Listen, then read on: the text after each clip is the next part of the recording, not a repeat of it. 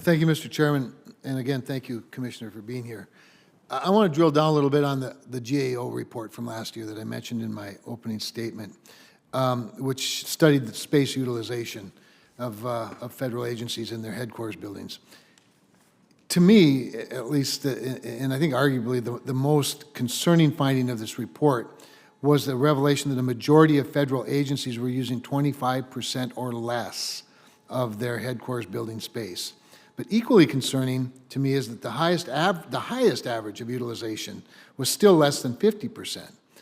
And that paints a pretty troubling picture of mismanagement, and maybe some of it the historical trends that have, that have changed the way we utilize workspace.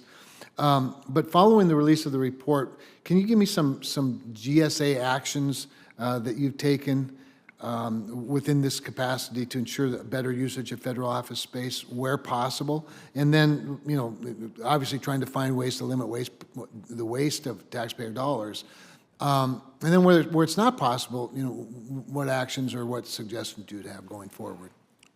Thank you for that question, Senator Cramer. I agree. The report is concerning, and our goal is to optimize the portfolio. Now, what I'll say is that in our fiscal year 2025 budget, we have two legislative proposals that I think will go a long way towards addressing that. One is we're asking for full access to the Federal Buildings Fund. All the rent that the agencies pay to us, if we get full access to that, we think we can accelerate this consolidation process. Specifically, we have a portfolio optimization fund of $425 million. What has been the problem? One of the problems in the past has been that agencies have to pay for furniture, fixtures, and equipment and the moving costs, and they haven't had that money. They have their own separate appropriation process to request those funds, and if an agency doesn't have those funds, we can't move them out and help them consolidate.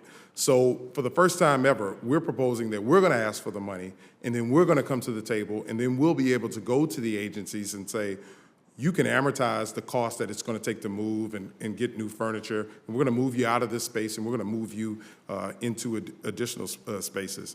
I think, second of all, one of the things I'd like to talk about is we've had some success in the past. We've had about 89 consolidation projects over the last 8 fiscal years where we've requested money from Congress to reconfigure space and pull people either out of lease space into own space or to reconfigure our own space and get more people in.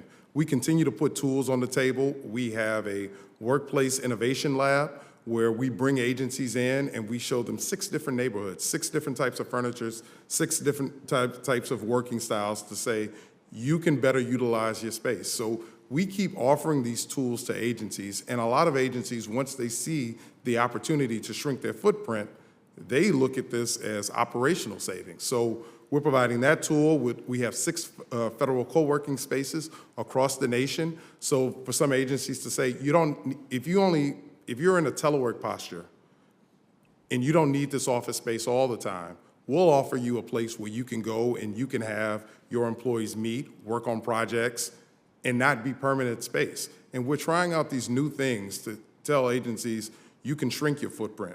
I'd also point out that in 2020, GSA had about 371 million square feet. As of the end of 2023, we have about 363 million square feet. So we've shed 8 million square feet over the last 4 years, and it's progress, but we can do more. And that's why these legislative proposals are so important. We're going to have to spend some money in order to save some money. So you make a really compelling case, and I appreciate that. I appreciate your creativity and viewing all of this real estate, while it's government, through more of a business lens. And so if I understand you correctly, if you had this legislative authority and you actually had access, almost like if you were the landlord to the dollars, you'd have more flexibility to view the savings versus the cost. Because earlier in your opening statement, you talked about what it, quote, costs to consolidate. And I'm thinking to myself, consolidation should be its own reward. But it isn't always in the bureaucratic system that's somewhat necessary in government. But am I understanding you right, that if you had that flexibility and access to that money, you could use that money and make a case for the long-term savings rather than the annual appropriation? Yes, I think I'll give you an example. Yeah, In the city of Chicago, the Lipinski Building, the Railroad Retirement Board is there. That space is underutilized. We're requesting funds so we can move those workers out of that space into the Metcalf Building in Chicago, and then possibly dispose of the Lipinski Building. That building is underutilized. We want to fortify, work on the HVAC, work on the building infrastructure in the Metcalf Building, pull those people out of that building, and then possibly sell the Lipinski Building. In November of last year, we announced 23 properties that we plan to dispose of, and those are all in various levels of, there's some federal employees or the building is vacant, and we want to get people out of that space and move them into existing space. Now, sometimes we're moving them into owned space because oftentimes that's the most cost effective. And then there's some opportunities we're saying, well, the lease rates are so low, we want to move you out of this space and move you into a much smaller space. And then there's also the savings of the deferred maintenance that we won't be doing in that building. And that's something as a part of our national portfolio plan that we've been working on, to identify buildings that have a significant amount of deferred maintenance, underutilized, and looking at other federal space there to say, where can we do this consolidation? But once again, it's going to take spending some money to save money, and why we're asking for this legislative proposal to give us full access to the Federal Buildings Fund as well as the Space Optimization Fund, because we really think the footprint has shrunk over the last 10 years. I think 2013, we had 378 million square feet. And now, as I mentioned before, we're down to 363. But we could do more.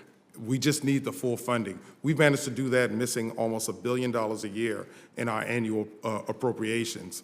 But if we had gotten more funding, the footprint would be smaller today. I like your business-like approach to it, and my time's up, so I'll get to some more things later, but keep making that case. I think the more data you can provide in the out years, the savings side of the formula, the more compelling your case is to appropriators. Thank you. Thank you.